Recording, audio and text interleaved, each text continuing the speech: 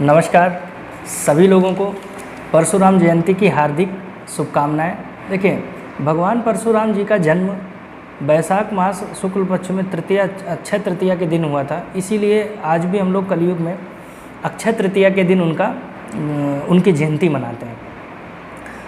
क्रोध की जब बात आती है तो सभी लोगों के मन में एक बार परशुराम जी का जिक्र जरूर होता है। इसलिए आज हम लोग उनके जीवन में कुछ रोचक बातों को जानेंगे। तो फिर चलिए शुरू करते हैं। महर्षि जमदग्नि और रेणुका जी के चौथे पुत्र थे भगवान परशुराम।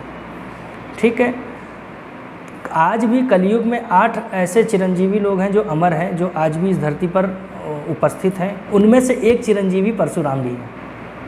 ठीक, फिर परशुराम का नाम सिर्फ राम था।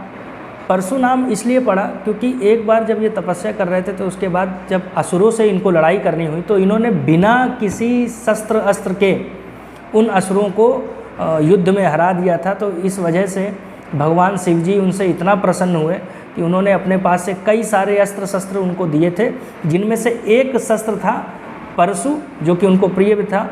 तो इसलिए उन्होंने परशु जब उनको दे दिया और उन्होंने जब इसे ग्रहण किया, तब से वो परशुराम कहलाए।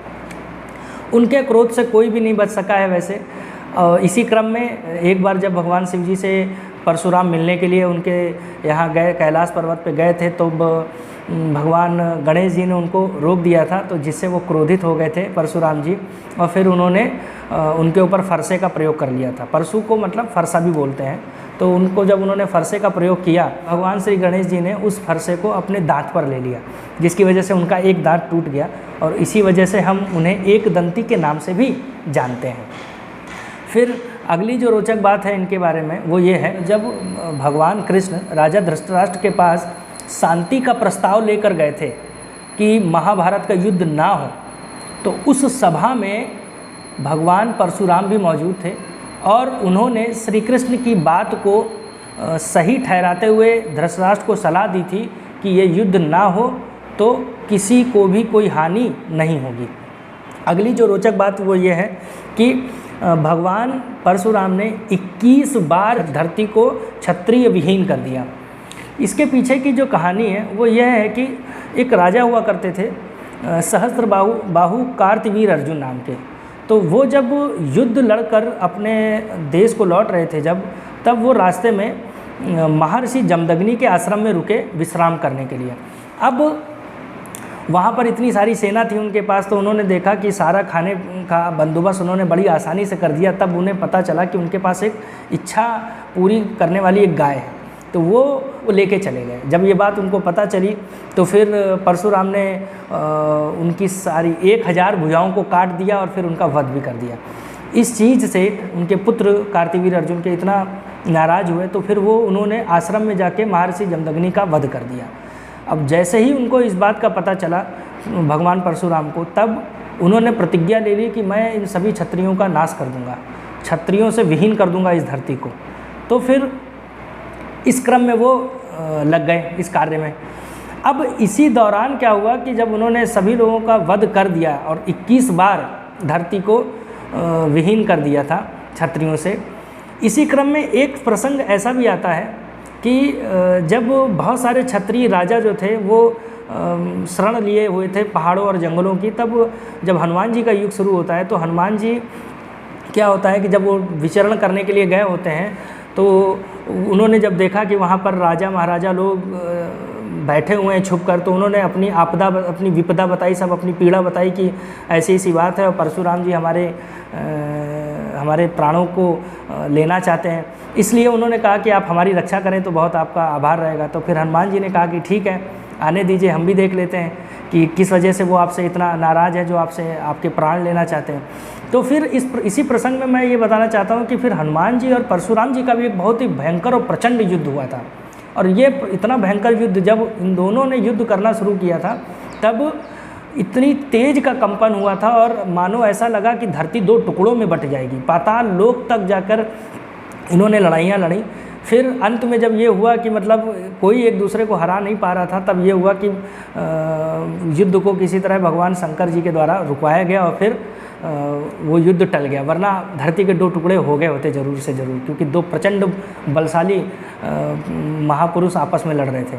फिर इसके बाद एक रोचक बात इनके बारे में ये भी है कि भगवान परशुराम के जो शिष्य थे वो 2 शिष्य बहुत ही फेमस शिष्य हैं, 2 बहुत ही एक भगवान परशुराम ने भीष्म पितामह को भी शिक्षा प्रदान की है और कर्ण को भी शिक्षा प्रदान की है। एक ऐसा प्रसंग के बारे में बात करने जा रहे हैं जब भगवान राम और भगवान परशुराम का आमना सामना हुआ। जब सीता जी का स्वयंवर चल रहा था तब भगवान श्री राम ने उस शिव धनुष की प्रत्यंचा को चढ़ाकर उस शिव धनुष को तोड़ दिया था।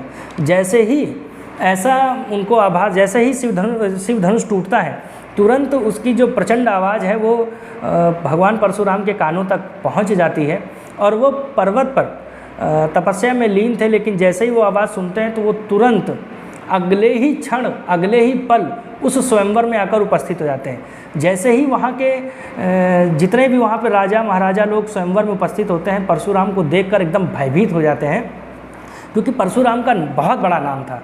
वो क्रोध के समझ लीजिए स्वामी थे एक तरह से, उनको बहुत क्रोध आता था।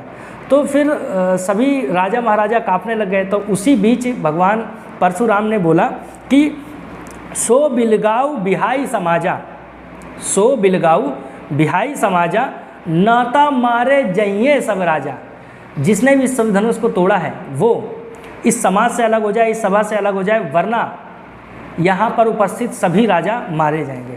यह बात सुनकर भगवान श्री राम ने उनसे बहुत ही विनम्रता से कहा कि नाथ शंभु धनु भंजनी हारा, नाथ शंभु धनु भंजनी हारा, हुइये कोई एक दास तुम्हारा।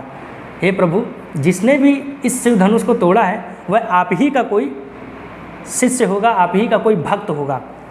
तब ये बात को आगे बढ़ाते हुए भगवान श्री राम भगवान परशुराम जी से बोलते हैं कि विप्र वंश के असि प्रभुताई, विप्र वंश के असि प्रभुताई, अभय होई जो तुम्हें डराई। हे ब्राह्मण वंशी, आपकी लीला तो ऐसी है कि भय रहित व्यक्ति भी आपके सामने भयभीत रहता है, आपकी ऐसी अनुकंपा है। तो इसी बीच फिर भगवान परशुराम समझ जाते हैं कि भगवान श्री राम में कोई ना कोई विशेष बात है। तब वो फिर भगवान राम जो है उनको अपना असली रूप दिखाते हैं। और अंत में एक अंतिम बात, भगवान परशुराम जैसा कि आप सभी लोग जानते हैं कि वो धरती पर नहीं रहते हैं, क्योंकि जब उन्होंने 21वीं बार जब इस पृथ्वी को क्षत्रियों से विहीन किया था तो इन्होंने ऋषि कश्यप को इस धरती को सौंप दिया था। तो फिर ऋषि कश्यप ने ऐसा कहा था कि आप फिर अगर यहाँ रहेंगे तो आपसे आपके शत्रु जो है आपसे बदला लेने के लिए कोशिश करेंगे, तो जिससे यहाँ की शांति भंग हो सकती है, इसलिए आप इस धरती पे ना रहें। इसलिए उन्होंने कहा तो ठीक है, मैं दिन में तो इस धरती पे आता रहूँगा, लेकिन रात में मैं चला जाऊँगा इस धरती से। इसलिए वो महेंद्र पर्वत पर चले जाते हैं। अब वो महेंद्र पर्वत के लिए भी कुछ बातें हैं कि जैसे वो महेंद्र पर्वत क्या इसी धरती पर है, कुछ लोग का मानना है कि इसी धरती पर है, या एक कुछ लोग का मानना है कि वो बृहस्पति ग्रह पर महेंद्र पर्वत है। अब इसमें क्या सच्चाई है ये आप लोग पता करिएगा। चलिए ठीक है, थैंक यू सो मच। और आप लोगों को ये रोचक बातें कैसी लगी कमेंट सेक्शन में ज़रूर बताइएगा।